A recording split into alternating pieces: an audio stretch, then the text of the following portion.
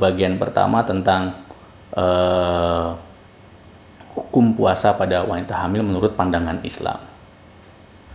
Oke, kita masuk ke part kedua. Saya akan cerita tentang bagaimana sih mensiasati apabila mensiasati atau golongan mana yang boleh berpuasa, orang hamil yang berpuasa.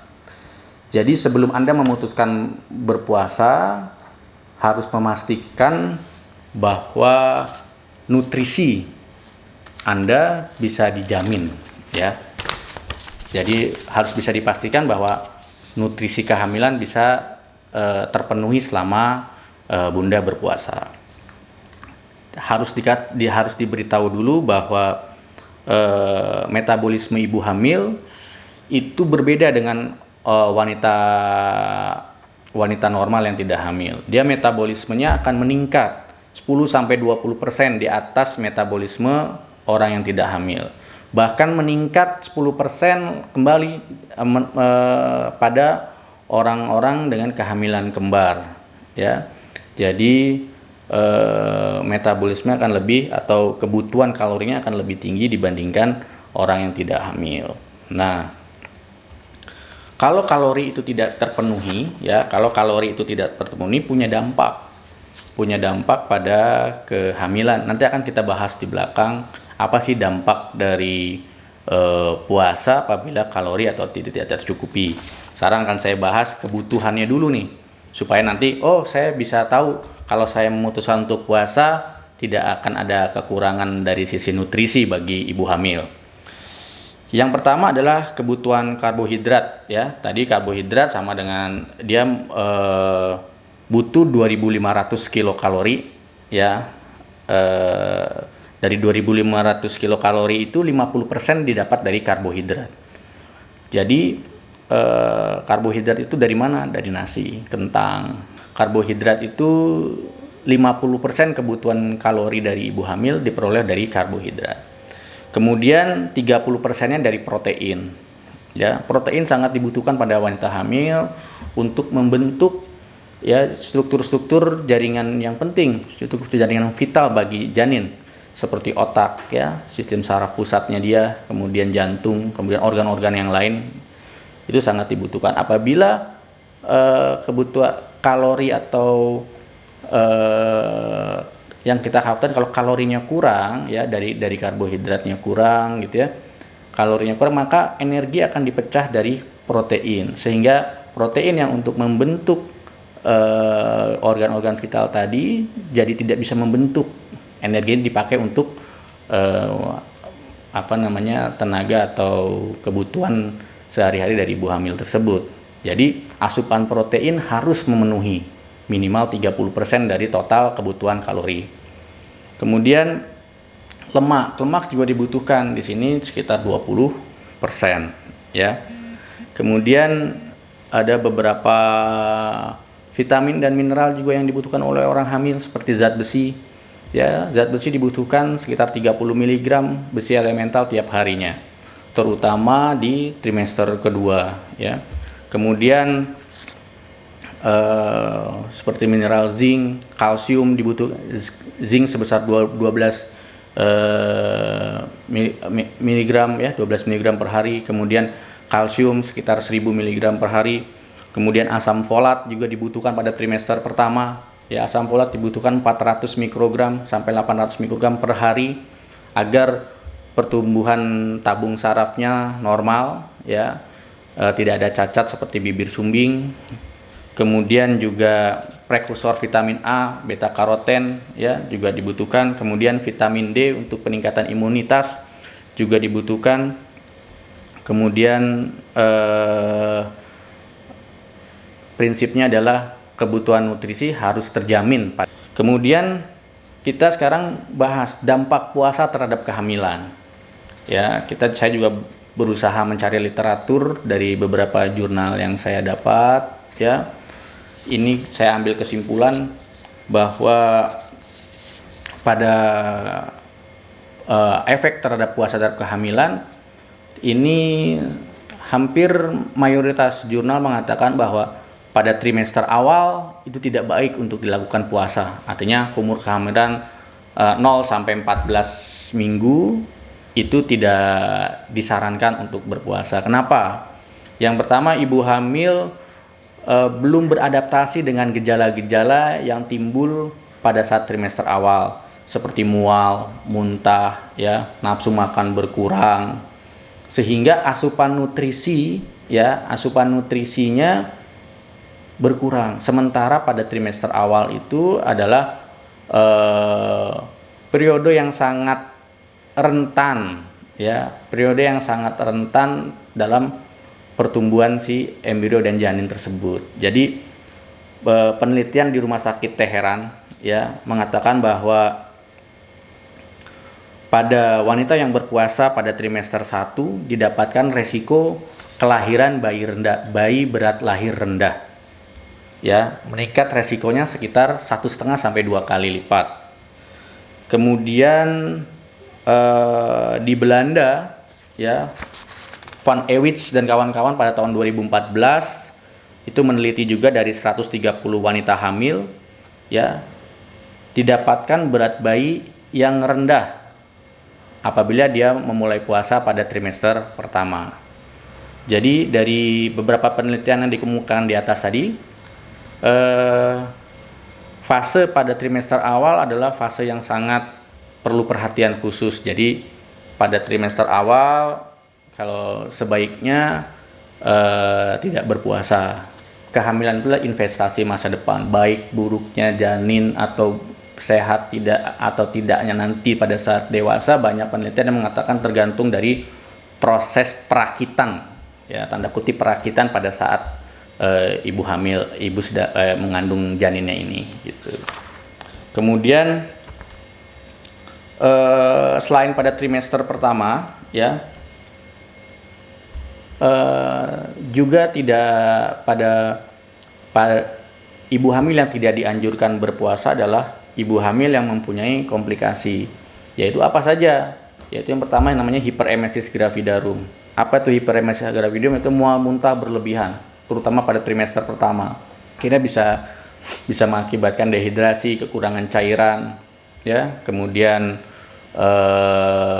yang pada akhirnya nutrisi tidak akan tercukupi. Makanya banyak penelitian seperti yang tadi saya bahas, bahwa orang hamil yang trimester pertama cenderung masih mual dan muntah, efeknya pada kelahiran lebih banyak didapatkan berat bayi lahirnya yang rendah.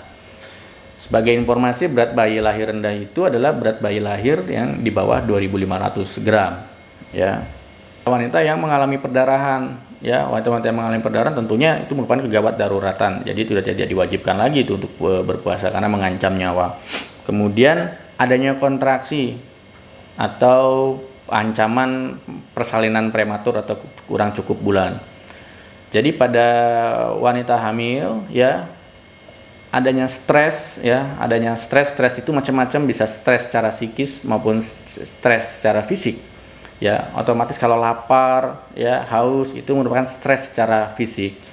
Itu banyak penelitian yang mengatakan berhubungan dengan ancaman keguguran, ya. Jadi kemudian pada hamil kembar, ya, seperti tadi yang saya utarakan, pada hamil kembar metabolisme naik lagi 10% dari 20%, jadi total 30% dari wanita normal. Jadi dan pada wanita kembar apabila dia tidak baik dalam pengelolaan stres fisik maupun psikisnya, akan meningkatkan juga terjadinya persalinan prematur. Kemudian adanya komplikasi kehamilan lain seperti preeklamsia atau tekanan darah tinggi pada kehamilan yang mengharuskan pengawasan ketat dan minum obat secara kontinu, teratur dan terawasi. Karena ini mengancam pada hipertensi dalam kehamilan atau tekanan darah tinggi dalam kehamilan, ini mengancam pada ibu dan janin. Pada ibu bisa menyebabkan kejang, ya, pada bayi juga pada janinnya dia bisa ari-arinya bisa terlepas atau biasa disebut solusio plasenta. Oleh karena itu benar-benar harus dijaga dari mulai minum obat, dan diharapkan pada pasien-pasien seperti ini tidak berpuasa, ya. Kemudian pasien dengan kencing manis, ya. Pasien dengan kencing manis, hamil dan kencing manis juga perlu pengawasan yang ketat kadar gula darahnya, ya. Seperti kita tahu pada kehamilan itu terjadi hipoglikemia puasa. Jadi pada saat dia puasa dia akan lebih jatuhnya lebih turun lagi, lebih kadar gula darahnya bisa lebih turun lagi dibandingkan orang yang wanita hamil normal gitu. Kemudian pada pasien-pasien yang lain, asma, penyakit jantung, otomatis basal metabolic rate atau metabolisme tubuhnya itu lebih tinggi dari orang yang hamil normal. Kesimpulannya adalah pada puasa pada saat hamil boleh dilakukan sepanjang asupan nutrisi kehamilannya tercukupi dan tidak menimbulkan gangguan pada ibu dan janin. Untuk itu ada beberapa hal yang perlu diperhatikan nih. Yang pertama, sebelum berpuasa, ya, bunda atau mams di rumah itu harus konsultasi dulu ke dokternya. Ya, harus konsultasi bagaimana sih kehamilan saya, kondisinya bagaimana.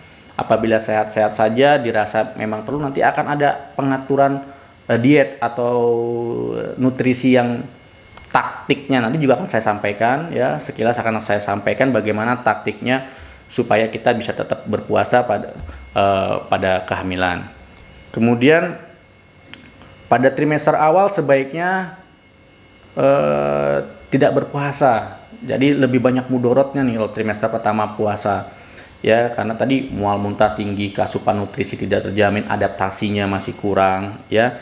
Yang dikhawatirkan nutrisinya berkurang berdampak pada saat perakitan si janin gitu, ya. Kemudian pada saat trimester 3 tapi menjelang persalinan, ya, misalkan sudah mulai ada kenceng-kenceng yang rutin, kemudian ada keluar lendir darah, udah ada tanda-tanda mulai persalinan gitu, sebaiknya tidak berpuasa, karena pada saat proses bersalin ibu akan membutuhkan tenaga yang banyak, ya, yang harus kuat gitu di situ bunda atau mams, karena dibutuhkan untuk tadi mengejan, ya, nanti akan dibutuhkan tenaga yang luar biasa banyak pada saat proses persalinan.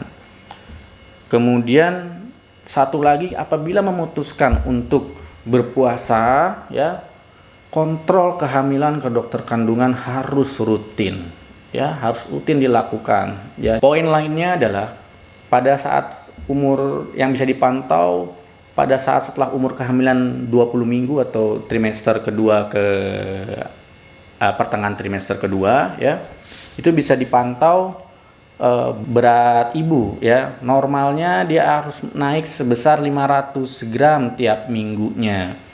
Jadi terutama 20 minggu atau biasanya mulai dari 18 minggu udah mulai kita amati.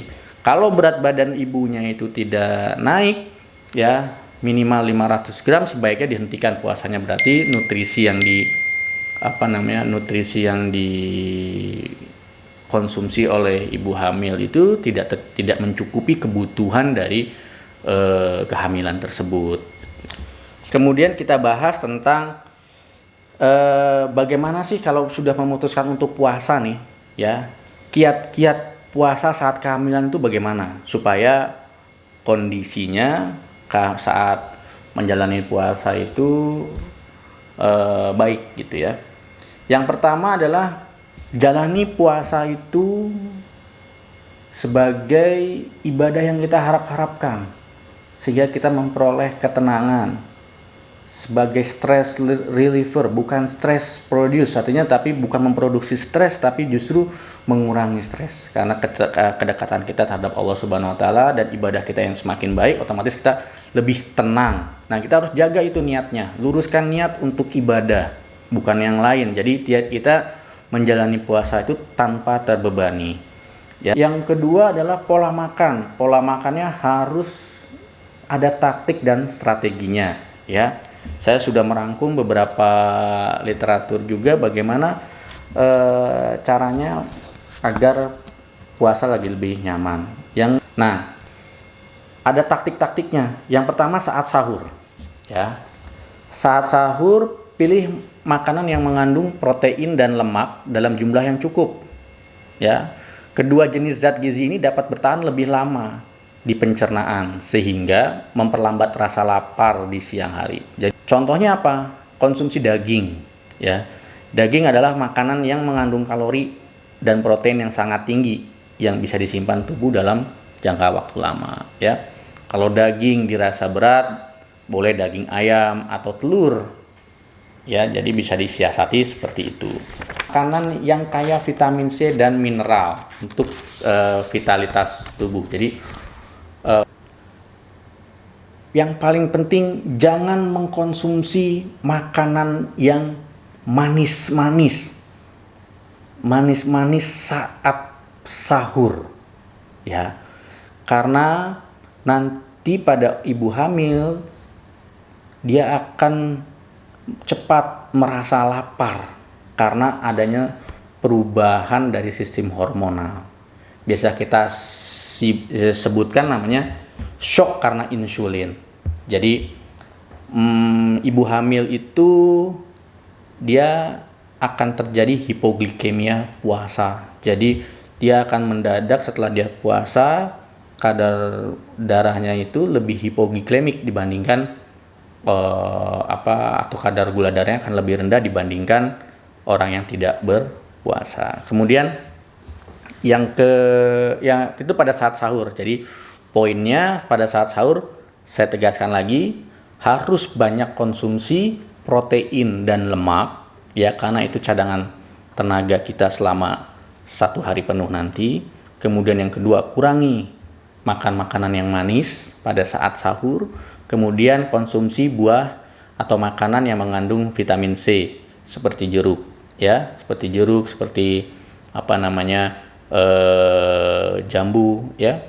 Kemudian yang keempat adalah konsumsi cairan. Usahakan minum air putih sebanyak-banyaknya pada saat menjelang imsak. Ini yang paling penting. Ditambah susu hamil. Jadi susu hamil diminum pada sahur juga, ya. Jadi makan tadi protein dan lemak.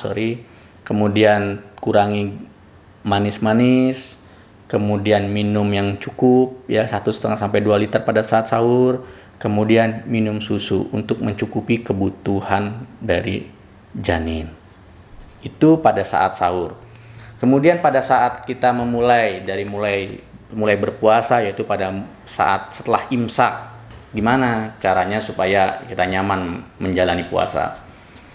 Yang tadi saya sampaikan bahwa jalani puasa dengan niat dan tekad yang bulat dan ikhlas agar hari-hari berpuasa terasa ringan dan membahagiakan meski sedang hamil. Jadi bukan menyebabkan stres, akan tetapi bisa dia sebagai stress reliever, artinya penyembuh stres justru.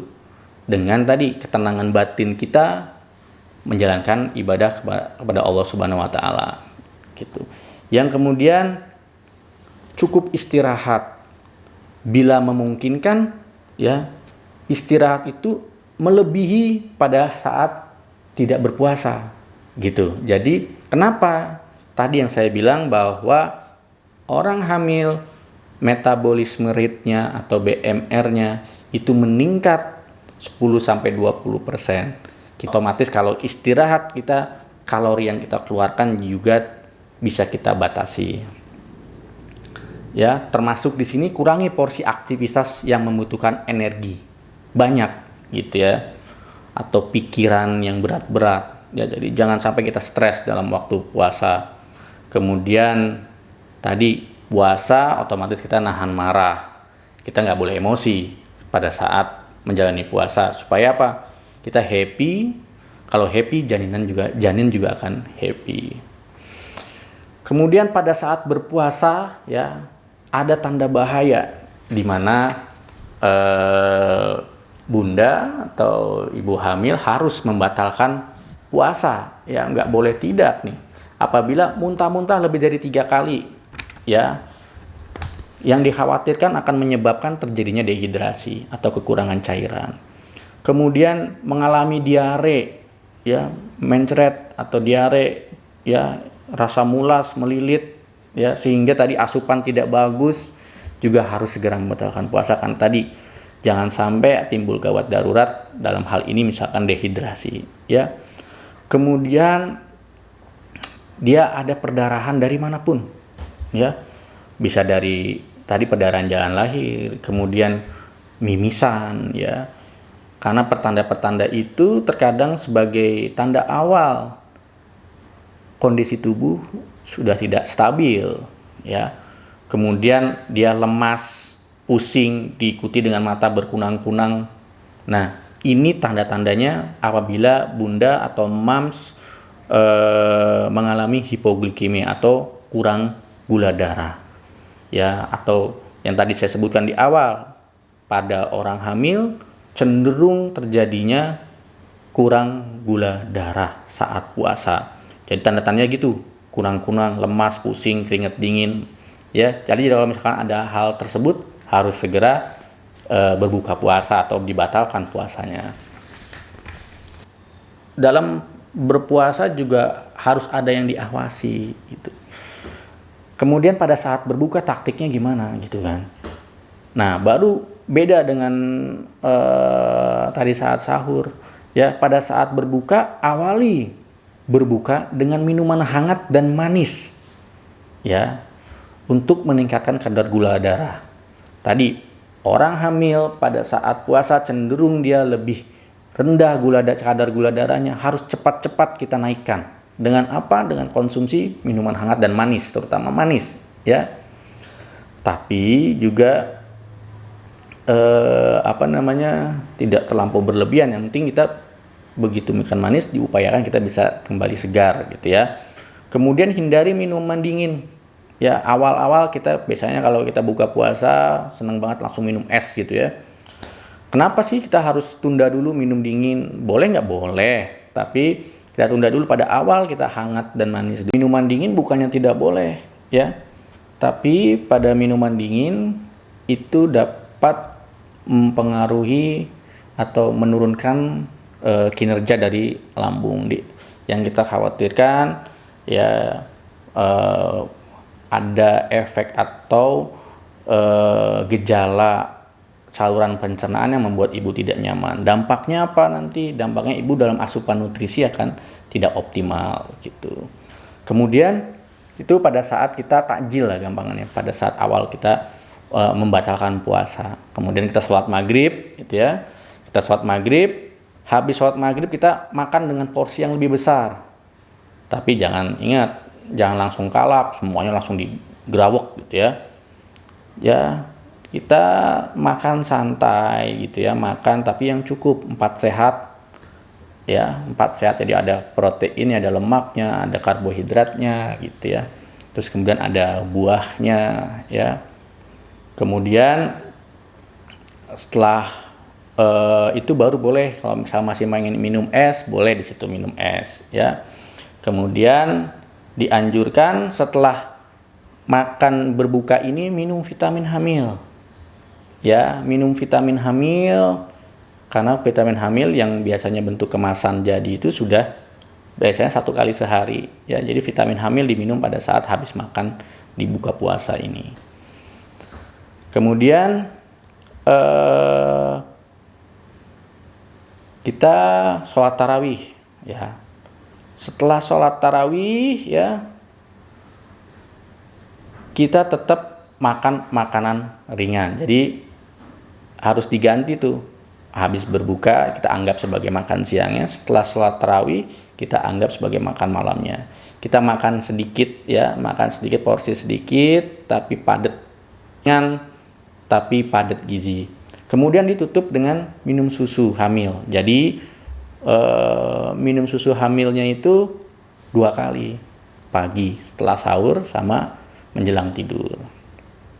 Kemudian upayakan tidur yang cukup pada orang-orang yang hamil yang menjalani puasa. Kemudian kita bahas nih, ya, makanan apa yang bagus pada saat apa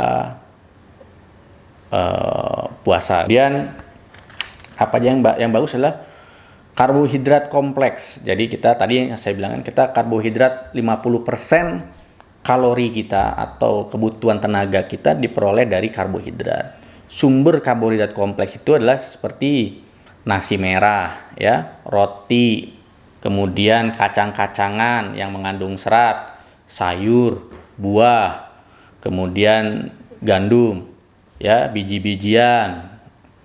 Jadi yang bagus tuh karbohidrat kompleks, bukan karbohidrat yang simple. Atau jadi yang harapannya adalah bahwa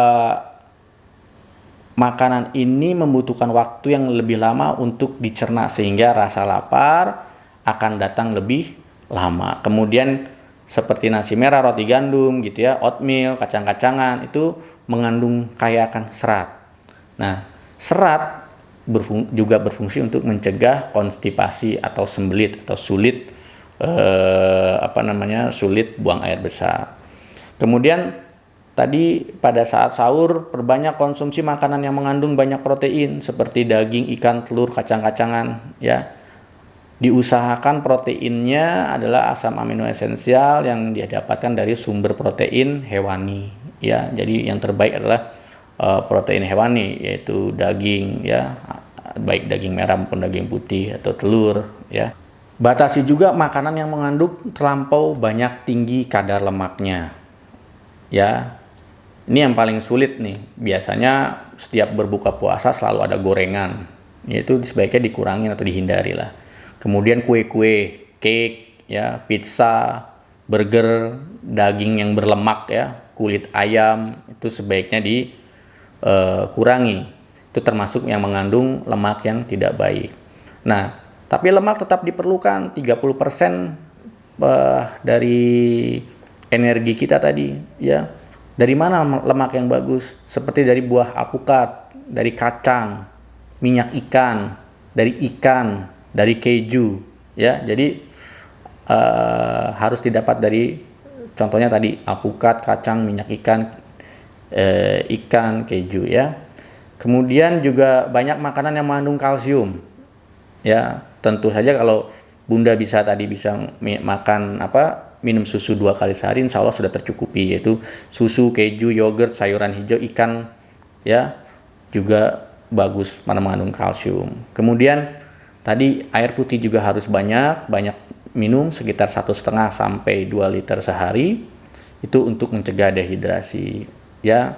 Kemudian untuk minuman dikurangin atau bila perlu tidak dikonsumsi kopi dan teh karena dia bersifat diuretik. Diuretik itu adalah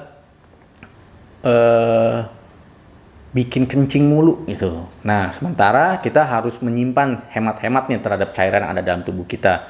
Untuk itu sebaiknya tidak mengkonsumsi teh maupun kopi. Mungkin itu saja yang bisa saya informasikan. Mudah-mudahan apa yang saya sampaikan bisa menambah wawasan sehingga dalam menjalani bulan Ramadan ini, ya, bagi yang tidak berpuasa untuk menjaga janin dan kehamilannya juga tidak apa-apa, ya. Yang menjalani puasa juga harus dipastikan nutrisinya tercukupi sehingga tidak ada gangguan selama kehamilan, yang upayanya ke depannya dalam ibunya sehat, janinnya juga bisa baik dan tumbuh secara berkualitas. Mungkin itu saja. Wabillahi taufiq wal hidayah. Wassalamualaikum warahmatullahi wabarakatuh.